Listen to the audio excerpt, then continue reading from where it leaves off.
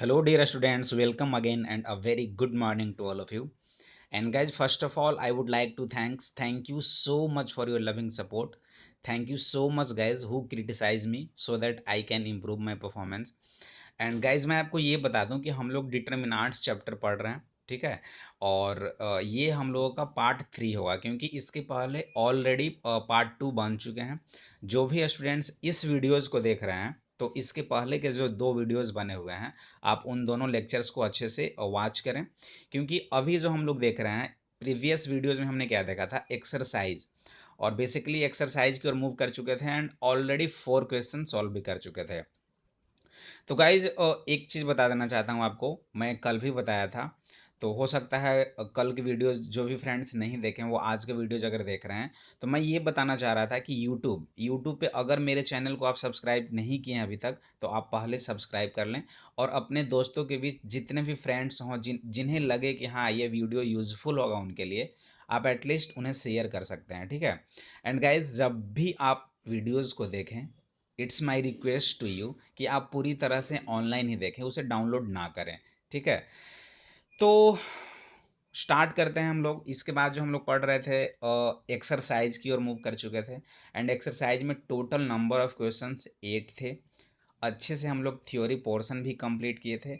आज हम लोग बाकी के जो 4 क्वेश्चन बचे हुए हैं, उन चारों क्वेश्चंस को सॉल्व करने के बाद नेक्स्ट टॉपिक की ओर मूव करेंगे, जो कि बहुत ही ज़्यादा इंपॉर्टेंट है। और वो होगा हम लोग का प्रॉपर्टीज़ ऑफ डिटर्मिनांट।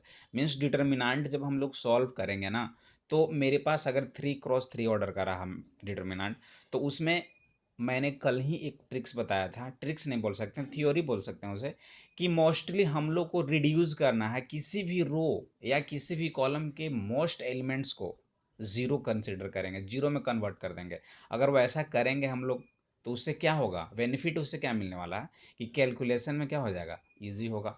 तो वही सारे प्रॉपर्टीज को यहाँ पे हम लोग देखेंगे, ठीक है। अभी स्टार्ट करते हैं exercise.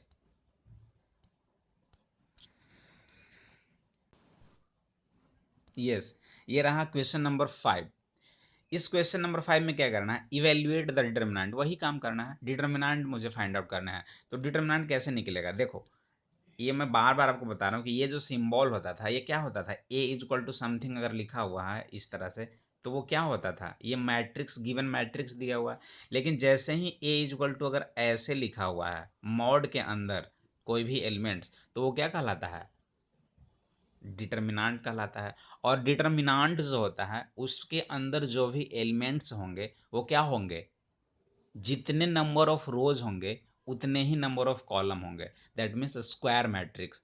For every square matrix, जब तक स्क्वायर मैट्रिक्स ना हो तब तक हम उसका डिटर्मिनांट कभी भी नहीं निकाल सकते हैं।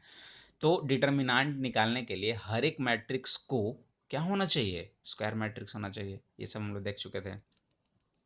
तो यहाँ पर स्टार्ट करते हैं, इवेल्युएट करना है इस डिटर्मिनेंट का। तो देखो, इसका वैल्यू हमें फाइंड आउट करना है, इसका डिटर्मिनेंट निकालना है। तो कैसे करेंगे, सिंपल है, ये 3x3 ऑर्डर का है। तो क्या करेंगे, देखो आप, पहले हम क्या ट्राई करेंगे गाइज, कौन से एक्सपैंड, इसका एक्सपैंडिंग क्या होगा, एक्सपैंडिंग अलॉन्ग R1 होगा, R2 होगा, R3 होगा, या एक्सपैंडिंग अलॉन्ग C1 होगा, C2 होगा, या C3 होगा। 6 वेज हम लोग देखे थे ना। तो किसके अलॉन्ग हम लोग करेंगे एक्सपेंशन, तो सिंपल, कल भी बताया था मैंने कि जिस किसी भी रो या जिस किसी भी कॉलम में ज़्यादा टाइम्स जीरो हो एलिमेंट्स, उसी को हम लोग पिक करेंगे। तो इसमें देखो, अगर रो 1 के थ्रू करेंगे तो एक भी जीरो नहीं है। रो 2 में देखो मेरे पास 2 जीरोज हैं, रो 3 में 1 जीरोज हैं, कॉलम 1 में 1 जीरो है, कॉलम 2 में 1 जीरो है, एंड कॉलम 3 में भी 1 जीरो है। तो यहाँ पे देखा गया कि रो 2 जो है ना, रो 2 के अलॉन्ग मेरे पास 2 जीरो मिल रहे हैं। तो एक काम करते हैं, हम लोग एक्सपेंडिंग अलॉन्ग R2 ही करते हैं। और जब एक्सपेंडिंग अलोंग R2 करेंगे, तो ये जब जीरो हो गया, तो जीरो इंटू समथिंग कुछ भी करें हम लोग तो जीरो ही आएगा। तो देखो ये क्या होता था, प्लस माइनस प्लस, तो ये क्या हो जाएगा माइनस, ये क्या हो जाएगा प्लस, और ये क्या हो जाएगा माइनस। तो माइनस और प्लस का कोई यहाँ पे काम नहीं है, यहाँ पे क्या होगा, इसका sign minus. That means minus of -1। और जैसे ही -1 लेंगे तो ये रो पूरा खत्म हो जाएगा और ये कॉलम पूरा खत्म हो जाएगा। बचा क्या गया, 3 - 1, 3 - 5। तो मैंने यहाँ लिख दिया 3 - 1, 3 - 5। अब माइनस ऑफ -1 क्या हो जाएगा, +1, और ये क्या हो जाएगा, इसका इससे मल्टीप्लीकेशन। तो 3 × -5 -15। माइनस ये क्या हो जाएगा -3, तो माइनस ऑफ -3 क्या हो जाएगा +3, मीन्स -15 + 3 और -15 + 3 क्या हो जाएगा -12, जो कि इसका वैल्यू आ गया। इस डिटर्मिनेंट का वैल्यू कितना आ जाएगा -12। सही है। नेक्स्ट इसी का पार्ट 2 में हम लोग देखते हैं।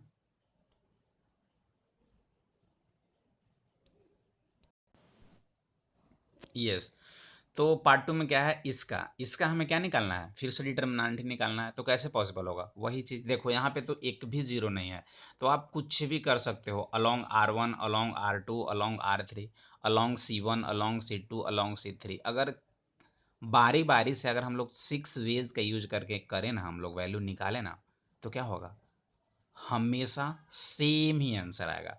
तो किसी एक को पिक करते हैं। और मोस्टली टाइम मैं आपको ये बता दूं कि आप जब भी बुक्स भी देखोगे या सॉल्यूशन अगर आप बनाओगे ना, तो हर जगह पे अलोंग R1 ही रहता है। क्योंकि ये मैंने बताया था एक बार एग्जांपल आप लोगों को कि कोई भी वैल्यू को हम लोग एक्स क्यों कंसिडर करते हैं।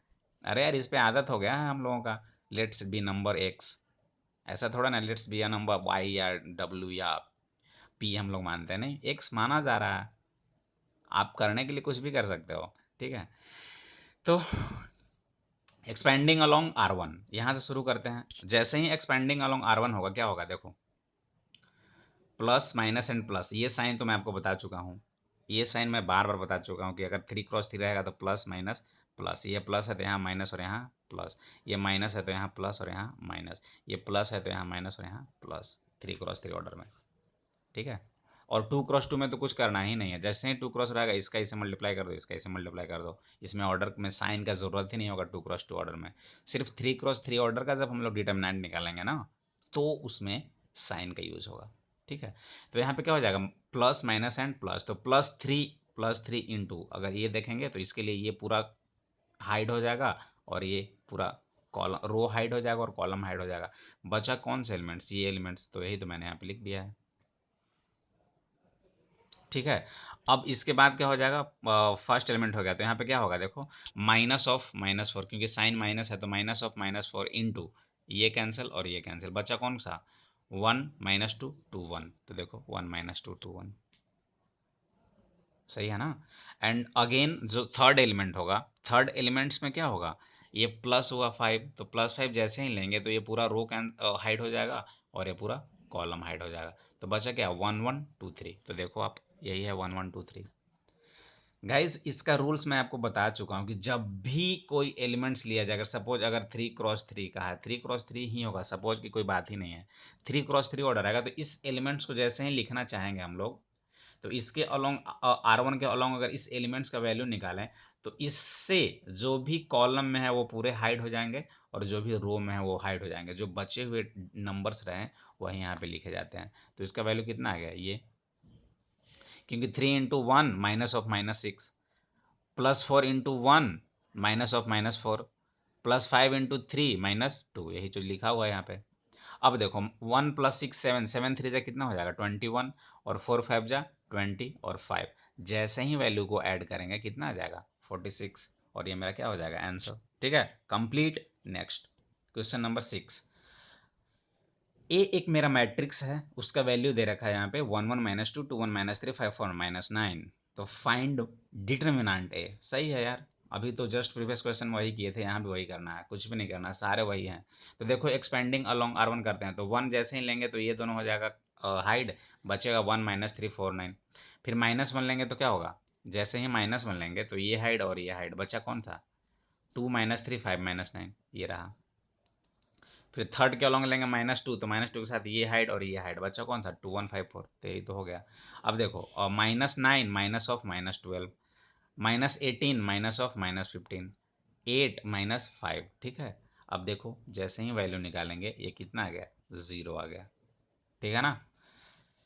Next question number 7, in question number 7 क्या बोला गया, find value of x if this is equal to this and this is equal to this. ये मैं एग्जाम्पल जब भी बता रहा था ना, इसके फर्स्ट में जो हम लोग वीडियोज बनाए थे, उसमें मैंने क्या बताया था, थ्योरी पार्ट बताया था, उसमें एग्जांपल्स भी बताया था, और इस तरह के एग्जांपल हम लोग ऑलरेडी सॉल्व किए थे। तो मैं बता देता हूँ आपको गाइज कि जब भी थ्योरी बताता हूँ तो उसमें कोशिश करता हूँ कि जितने भी एक्सरसाइज में प्रॉब्लम्स दिए हुए हैं उनसे रिलेटेड हर के लिए एक एग्जाम्पल वहाँ पे सॉल्व करते हैं। तो जब भी थ्योरी पार्ट आप देखो तो अच्छे से देखो, जब आप देख लोगे ना तो एक्सरसाइज में कभी भी प्रॉब्लम नहीं आने वाली है। ठीक है, तो यहाँ पे देखते हैं, find value of X if this is equal to this. अब इसका डिटर्मिनेंट का वैल्यू निकालेंगे और इस डिटर्मिनेंट का वैल्यू निकालेंगे और दोनों को इक्वेट कर देंगे, एक्स का वैल्यू आ जाएगा। देखो 2 × 1 = 2 -20, तो 2 - 20, यहाँ 2x इंटू एक्स 2x² -24, तो हो गया ना 2x² -24। सही है। अब देखो 2 - 20 कितना हो जाएगा, -18, और ये क्या हो जाएगा 2x² -24। तो एक काम करते हैं, इसको इधर लाते हैं, क्या हो जाएगा -18 + 24 = 2x², यानी 6 = 2x², तो x² = 3, दैट मीन्स x = ±√3। ठीक है, नेक्स्ट इसी का पार्ट 2 देखते हैं। ये जो डिटर्मिनेंट है और ये जो डिटर्मिनेंट है, इसको अगर हम लोग ओपन करेंगे तो 5 × 2 = 10, 5 × 2 = 10 -4 × 3 = 12, तो 10 - 12, और ये 5x - 6x, तो यहाँ पे क्या हो जाएगा -2 = -x, तो माइनस माइनस कैंसल, x = 2, तो यहाँ से x का वैल्यू क्या आ गया 2। यहाँ x का वैल्यू √3 आया था, ±√3, और यहाँ x का वैल्यू 2। बस यही तो निकालना था मुझे। नेक्स्ट क्वेश्चन नंबर 8, ये भी वही है। If determinant this is equal to determinant this then x is equals to, सही है। अब देखो इसका वैल्यू निकालना है, तो x² - 36, यही हुआ ना, x² - 36, और ये अगर देखें तो 6 6 या 36 - 36, तो 36 - 36, अब यही ज़ीरो हो गया, तो ये क्या हो जाएगा x² - 36 = 0, तो x² = 36। अब यहाँ से x का वैल्यू ±6, तो ये नहीं होगा, ये नहीं होगा, ये नहीं होगा, बचा कौन सा ये, तो B option is my correct answer. ठीक है, कंप्लीट। तो गाइज ये हम लोग एक्सरसाइज पूरी तरह से कंप्लीट कर दिए। अब इसके आगे जो हम लोग अभी देखे थे वो था एक्सरसाइज 4.1।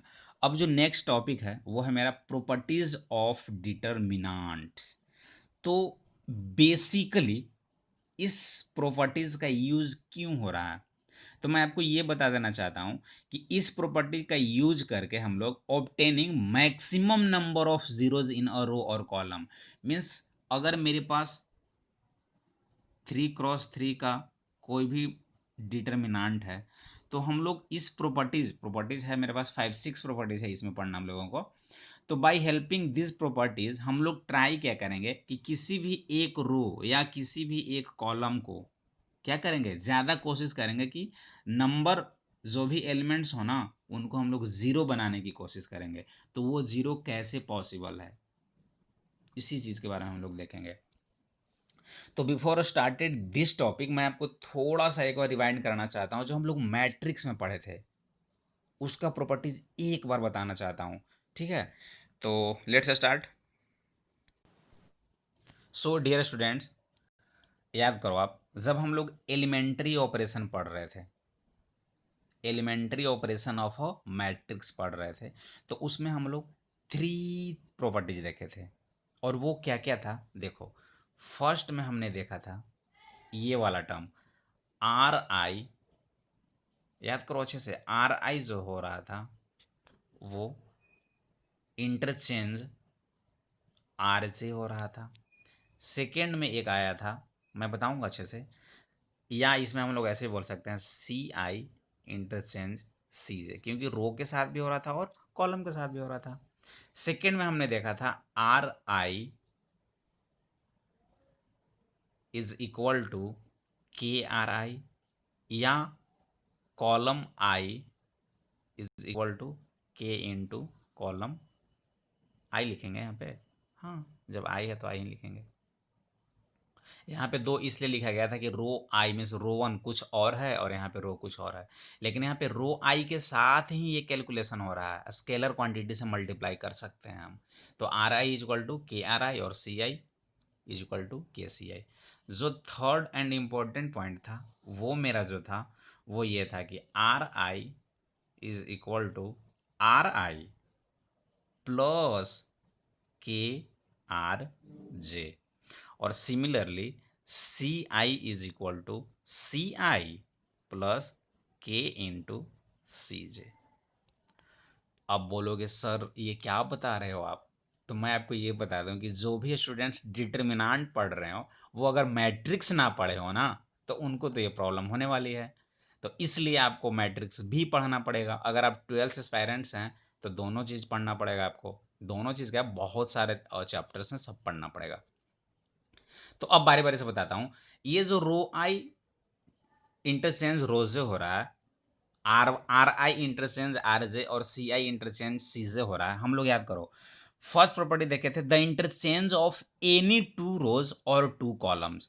मीन्स अगर मेरे पास कोई भी एक रिक्वायर्ड मैट्रिक्स गिवन है तो उस मैट्रिक्स में जैसे कि चलो मैं यहाँ पे लिखता हूँ, इस ऐसे लिखता हूँ, ऐसे समझो आप। पॉइंट्स जो पॉइंटर है वहाँ पे ध्यान देना आप लोग जो मैं बता रहा हूँ। अगर मेरे पास कोई भी मैट्रिक्स है तो ये R1 हुआ और ये क्या हुआ R2 हुआ, तो हम लोग R1 को इंटरचेंज कर सकते हैं R2 के साथ। मीन्स R1 जो वैल्यू है वो R2 के जगह पे लिखा जा सकता है और जो R2 का वैल्यू है वो R1 के जगह पे लिखा जा सकता है। सिमिलरली हम लोग कॉलम में भी अप्लाई कर सकते थे। जो C1 का वैल्यू होगा वो हम लोग C3 के जगह पे भी लिख सकते हैं और जो C3 का वैल्यू होगा वो हम लोग C1 के जगह पे रख सकते हैं। ये हम लोग ऑलरेडी प्रॉपर्टीज पढ़ चुके थे, किसमें, जब हम मैट्रिक्स पढ़ रहे थे।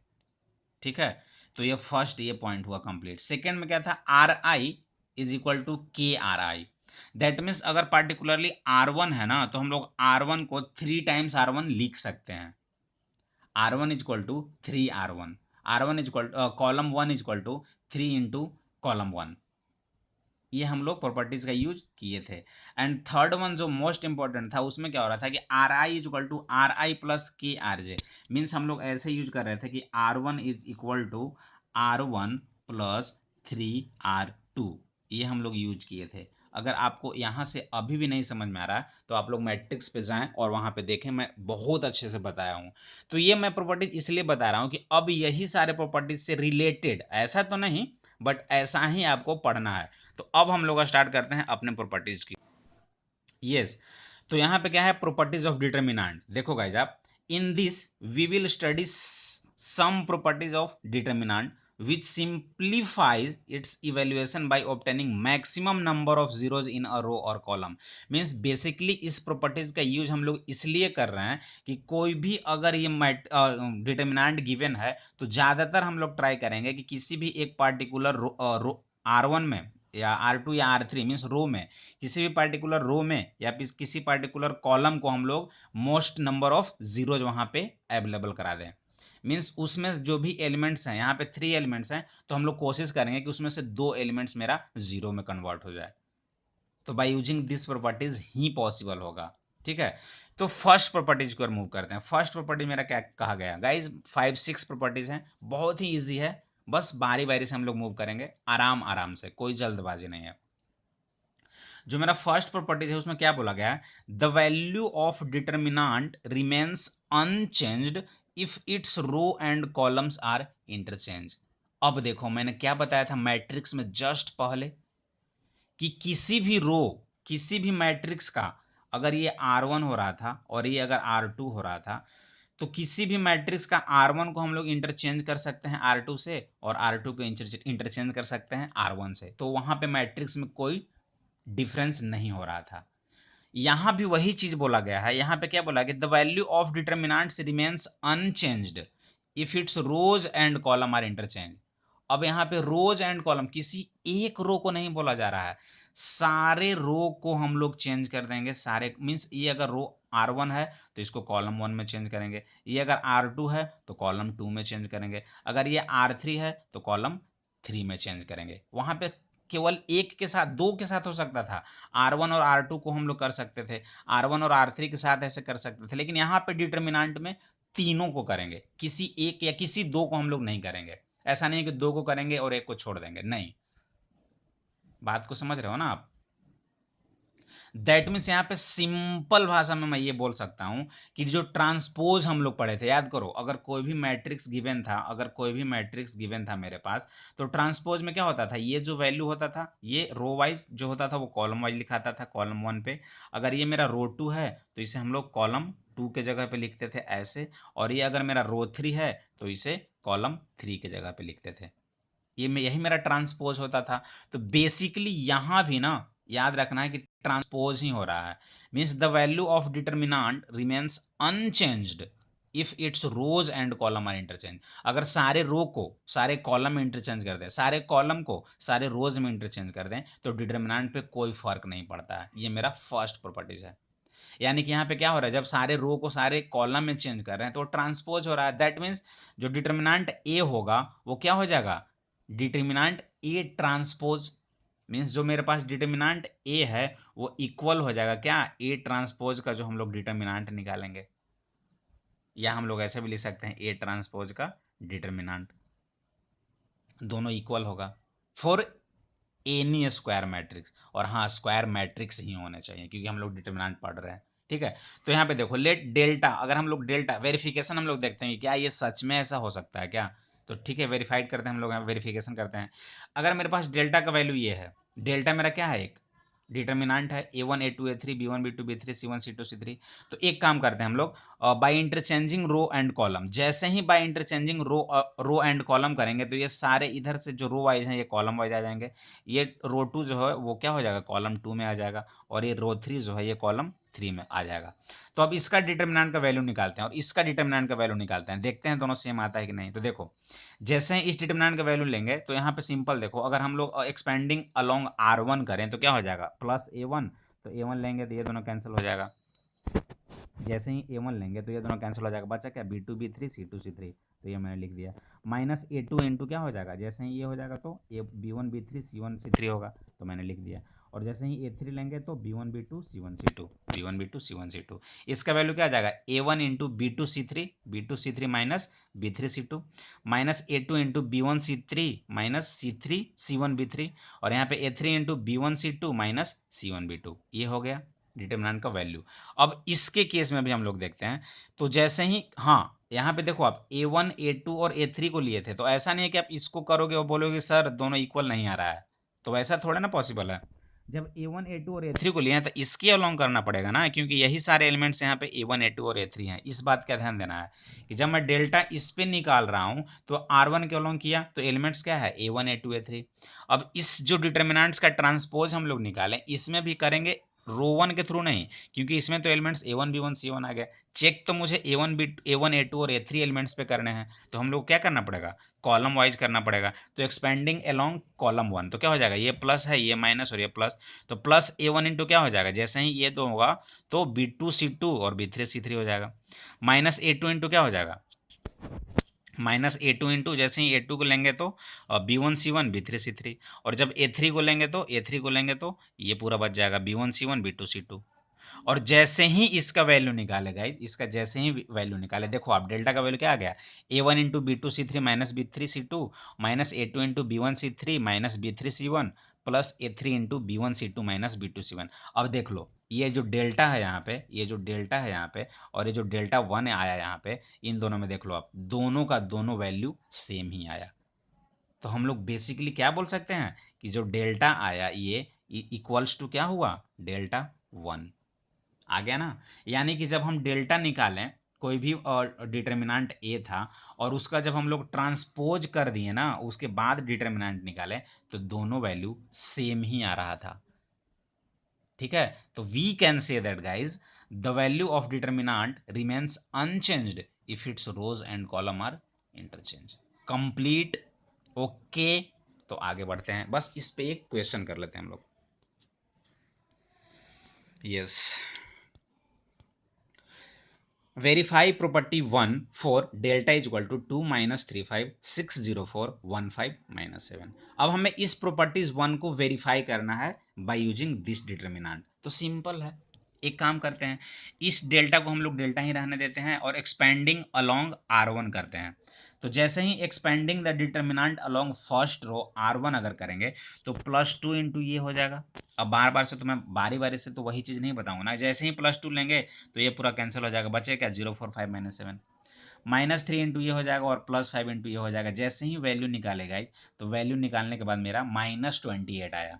क्या आया डिटर्मिनेंट का वैल्यू? -28 आया। अब जब ये -20 आ गया तो ये डेल्टा का वैल्यू आ गया -28। अब हम लोग क्या करेंगे, इन प्रॉपर्टीज 1 में क्या था, डेल्टा जो था वो डेल्टा 1 के बराबर था, और ये डेल्टा 1 क्या हो रहा था, ट्रांसपोज हो रहा था इस मैट्रिक्स का। तो इस मैट्रिक्स का अब हम लोग ट्रांसपोज निकालेंगे, तो इसका ट्रांसपोज क्या हो जाएगा, ये रो वाइज है तो ये कॉलम वाइज आ जाएगा। फिर से जब ये रो 2 है तो ये कॉलम 2 हो जाएगा, और ये जब रो 3 है तो ये कॉलम 3 हो जाएगा। मीन्स ए ट्रांसपोज क्या आ गया, ये। अब इसका डिटर्मिनेंट हम लोग निकालते हैं। ठीक है, अब इसमें ये बात नहीं है कि आप 2 -3 और 5 के साथ लिए थे, 2 -3 और 5 के साथ तो यही लेना। हाँ, आप इससे भी ले सकते हो, मैंने जो प्रीवियस में बताया था उसमें भी आप कर सकते हो, सेम ही आएगा। जो मैं प्रीवियस इसका जब वेरिफिकेशन कर रहा था ना, तो उसमें A1 B1 A2 B2 ऐसा था, तो उसमें मे भी अलग अलग ना ही हो, अगर आप चेक करके देखना उसमें भी सेम होगा। जैसे यहाँ पे 2 3 और 5 है, तो ऐसा कोई ज़रूरी नहीं है कि हम लोग कॉलम 1 के थ्रू ही एक्सपेंशन करें, हम लोग रो 1 के थ्रू भी यहाँ पे एक्सपेंशन कर सकते हैं। तो वहाँ पे भी जो मैं बताया था गाइज, उसमें भी आप चेक करना एक बार कि मैंने R1 के थ्रू डेल्टा निकाला था और डेल्टा 1 में कॉलम 1 के थ्रू निकाला था। आप R1 के थ्रू निकालना, दोनों सेम आएगा, R2 के थ्रू निकालना वो भी सेम आएगा, R3 के थ्रू किसी भी एक्सपेंशन आप किसी R1 R2 R3 C1 C2 C3 के थ्रू निकालो, आप हर एक केस में सेम रिजल्ट पाओगे। ठीक है, तो यहाँ पे अब हम लोग कॉलम रो 1 के थ्रू करते हैं, तो जैसे ही रो 1 के थ्रू हम लोग करेंगे, देखो +2 इंटू क्या हो जाएगा 0 5 4 -7, -6 इंटू क्या हो जाएगा -3 5 5 -7, और +1 इंटू क्या हो जाएगा -3 0 5 4। अब जो वैल्यू आ गया वो क्या आया, देखो -28 आया यहाँ भी, मीन्स यहाँ भी -28 था, यहाँ भी -28 था। ठीक है, ये तो क्या हुआ यहाँ पे एलोंग फर्स्ट रो। चलो अब हम लोग एलोंग फर्स्ट कॉलम करके देखते हैं, तो वही सेम ही आएगा रिजल्ट। अगर एलोंग कॉलम 1 भी करें ना तो भी सेम रिजल्ट आएगा। देखो 2 इंटू क्या हो जाएगा 0 5 4 -7, -3 इंटू क्या हो जाएगा 6 1 4 -7, और 5 इंटू कितना हो जाएगा 6 1 0 5। ठीक है, तो इसका भी जब वैल्यू निकालें तो ये भी 28 -28 ही आया। अगर R2 के थ्रू करें R3 के थ्रू करें, कॉलम 2 के थ्रू और कॉलम 3 के थ्रू भी एक्सपेंशन करें ना, तो हर एक केस में -28 ही आएगा। तो जो मेरा प्रॉपर्टीज 1 था, प्रॉपर्टीज 1 वो क्या बोला, प्रॉपर्टीज 1 में यही चीज़ बोला, देखो ये वाला चीज़ कि the value of determinant remains unchanged if its rows and column are interchange. Means कोई भी डिटर्मिनेंट है अगर उसका हम लोग ट्रांसपोज निकाल दें तो दोनों determinant each and every case में सेम ही होगा। ठीक है, तो ये मेरा प्रॉपर्टीज था। अब हम लोग इजिली ये कर सकते हैं ना कि कोई भी डिटर्मिनेंट रहेगा मेरे पास दिया हुआ, उसका हम लोग ट्रांसपोज अगर निकाल दें तो वही डिटर्मिनेंट का वैल्यू सेम ही रहेगा। ठीक है, अब प्रॉपर्टीज 2 की ओर देखते हैं, एक और देख लेते हैं, उसके बाद हम लोग नेक्स्ट वीडियो में देखेंगे। प्रॉपर्टीज 2 में क्या बोल रखा है, इफ एनी 2 रोज, देखो फर्स्ट वाले प्रॉपर्टी में क्या था 3 रोज, मीन्स सारे के सारे रोज और सारे के सारे कॉलम को चेंज किया जा रहा था, लेकिन यहां पे अब क्या आ गया, इफ एनी 2 रोज और columns of a determinant are interchange then sign of determinant changes. Means जब हम लोग मैट्रिक्स पढ़ रहे थे, याद करो आप, जब हम मैट्रिक्स पढ़ रहे थे, मैट्रिक्स जब हम पढ़ रहे थे तो R1 R2 और R3 था, तो उस केस में R1 और R2 को जब इंटरचेंज कर रहे थे तो मैट्रिक्स पे कोई असर नहीं हो रहा था। R1 R3 मीन्स किसी भी दो रो किसी भी दो कॉलम को इंटरचेंज कर रहे थे तो कोई भी वैल्यू में फ़र्क नहीं पड़ रहा था। लेकिन यहाँ पे फ़र्क पड़ेगा, वो फ़र्क क्या पड़ेगा कि जब भी मेरे पास कोई एक गिवन मैट्रिक्स है ना, कोई भी एक डिटर्मिनेंट है, तो अगर हम लोग R1 R2 को एक्सचेंज करें या कॉलम 1 कॉलम 3 को एक्सचेंज करें, किसी भी दो रो या दो कॉलम को अगर हम लोग इंटरचेंज करें तो वैल्यू जो आएगा सिर्फ निगेटिव साइन के साथ आएगा। अगर ऐसे डेल्टा का वैल्यू 28 है तो अगर हम लोग दो रो या दो कॉलम को इंटरचेंज कर दें तो वो जो वैल्यू आएगा वो -28 आ जाएगा। ठीक है, बस इसका ख्याल रखना है। तो इस केस में देखो आप, इफ एनी 2 रोज और columns of a determinant are interchanged then sign of determinant changes. सिर्फ साइन क्या हो जाएगा डिटर्मिनेंट का, चेंजेस हो जाएगा। अब वेरिफिकेशन की ओर मूव करते हैं। वेरिफिकेशन में क्या है, let delta is equal to A1 A2 A3 B1 B2 B3 C1 C2 C3, ठीक है। डेल्टा का जो वैल्यू है A1 A2 A3 B1 B2 B3 and C1 C2 C3 है। तो एक काम करते हैं, पहले इसका जैसे ही एक्सपेंडिंग अलोंग R1 करेंगे, तो मैं प्रीवियस जो प्रॉपर्टीज 1 का वेरिफिकेशन किए थे वो वैल्यू इतना आया था, तो मैंने एज इट इज यहाँ पे लिख दिया A1 × B2 C3 minus B3 C2 minus A2 × B1 C3 minus B3 C1 plus A3 × B1 C2 minus B2 C1। अब क्या बोला गया है, इंटरचेंजिंग अब हम करते हैं फर्स्ट एंड थर्ड रो। आप किसी भी कर सकते हो, फर्स्ट रो को थर्ड रो के साथ।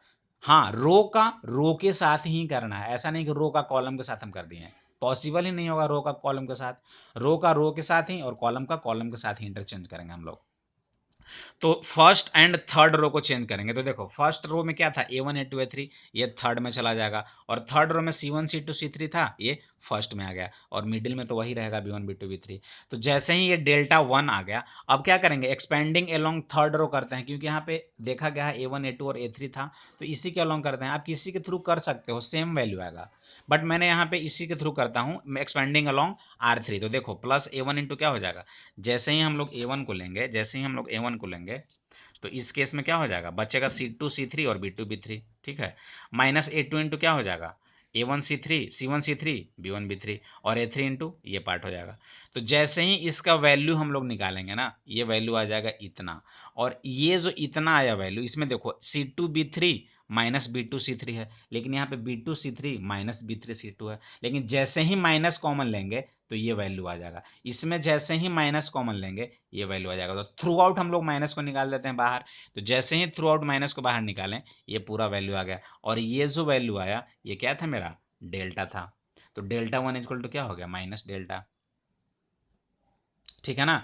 तो कहने का मीन मेरा ये हुआ कि इफ एनी टू रोज और column of a determinant are interchange, then sign of determinant changes, सिर्फ साइन में फर्क होगा। लेकिन जैसे ही तीनों रो और तीनों कॉलम को कर दें, दैट मीन्स ट्रांसपोज निकालें, तो उस डिटर्मिनेंट में कोई भी फर्क नहीं होगा। लेकिन जैसे ही दो रो या दो कॉलम को अगर हम लोग इंटरचेंज करें, तो उस केस में सिर्फ साइन का डिफरेंस हो जाएगा। ओके, तो इस पे बेस्ट एक एग्जाम्पल देख लेते हैं। क्या बोला गया, verify property two. Verifying property two हमें इसमें देखना है कि क्या वो रूल्स लागू हो रहा है या नहीं हो रहा। सिंपल देखो, डेल्टा का वैल्यू, जैसे ही डेल्टा निकालेंगे, ये हम लोग प्रीवियस एग्जांपल दिए थे, उसमें डेल्टा का वैल्यू कितना आया था, -21 -28। तो चलो यहाँ पे डायरेक्टली मैंने लिख दिया -28। मैं बार बार उसी एग्जाम्पल्स को ले रहा हूँ, क्योंकि वैल्यू निकालने में डेल्टा हम लोग को नहीं निकालना पड़ेगा, क्योंकि ऑलरेडी हम लोग डेल्टा निकाल चुके हैं, और वो क्या था, -28। अब बाई इंटरचेंजिंग R2 R3 हम लोग करते हैं, R1 R3 भी कर सकते हैं, कोई फर्क नहीं पड़ता है। तो R2 और R3 को हम यहाँ पे किए, तो क्या हो जाएगा, ये यहाँ पे आ जाएगा और ये वाला यहाँ पे आ जाएगा, तो ये एज इट इज रहेगा, तो ये एज इट इज, ये यहाँ पे ऐसे हो गया। ये R3 था, R2 की जगह चला गया, और R2 जो था वो R3 की जगह आ गया। तो अब क्या करेंगे, एक्सपेंडिंग अलोंग, फर्स्ट रो करे, second row, third row, first column, second column, किसी के अलोंग आप कर सकते हो, that's depend totally on you, आप किस पे करोगे। हर एक केस में निगेटिव साइन ही आएगा, ठीक है। तो expanding the determinant delta 1 along first row, तो क्या हो जाएगा, 2 इंटू ये पूरा पोर्सन, -3 इंटू ये, और +5 इंटू ये, और जैसे ही इसका वैल्यू निकालेंगे, ये आ गया +28। यहाँ पे -20 आ रहा, 8 आ रहा था, और यहाँ पे क्या आ गया, +28। Then we can clearly say that guys, delta 1 is equal to minus delta, ठीक है। तो हमने दो प्रॉपर्टीज पढ़ा। फर्स्ट प्रॉपर्टी में क्या हो रहा था कि अगर कोई भी डिटर्मिनेंट अगर 3x3 मैट्रिक्स का है, 3x3 ऑर्डर का है, तो उसमें उसका अगर ट्रांसपोज निकाल कर डिटर्मिनेंट हम लोग निकालें, मीन्स अगर कोई भी डिटर्मिनेंट ए है और कोई भी उसका ट्रांसपोज निकाल कर डिटर्मिनेंट निकालें, तो वैल्यू क्या होगा, सेम होगा। और सेकंड में हमने क्या देखा गाइज, कि किसी भी एक पार्टिकुलर जो 3x3 ऑर्डर का डिटर्मिनेंट है, उसमें अगर किसी भी दो रोज या दो कॉलम को इंटरचेंज कर दें, तो वैल्यू में सिर्फ साइन का डिफरेंस होगा। It's okay. तो गाइज, ये आज हम लोग प्रॉपर्टीज 2 तक देखें, इसके आगे हम लोग और देखेंगे नेक्स्ट वीडियोज में। तब तक के लिए guys, thank you so much, have a nice day, bye bye.